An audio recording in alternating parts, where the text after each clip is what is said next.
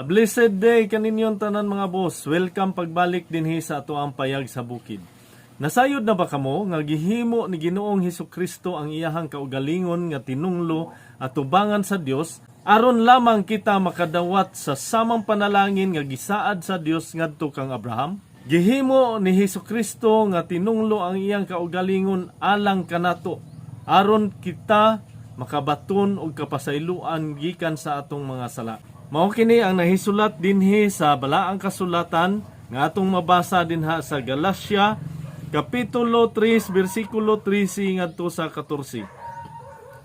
Ang pulong sa Dios nagaingon, apan gilukat kita ni Kristo gikan sa tunglo sa balaod, pinaagi sa paghimo sa iyang kaugalingon nga tinunglo tungod kanato, kay sumala sa giingon sa kasulatan, tinunglo sa Dios si bisan kinsa nga bitayon sa kahoy.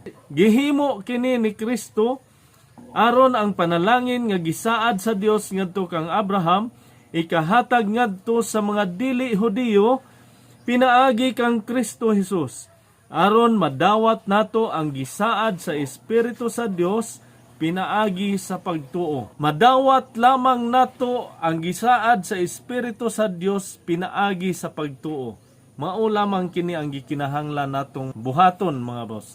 Nga kinahanglan kita mutuo sa buhat ni Ginoong Hesukristo ngadto sa krus.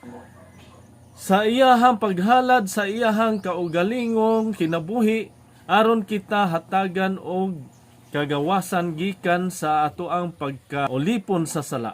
Madawat lamang nato kini pinaagi sa pagtuo. Wala na magkinahanglan nga kita magpasakit sa atong kaugalingon. Kinahanglan nga magpinitin siya pa kita pasakita nato ang atoang kaugalingon aron kita makadawat sa kaluwasan.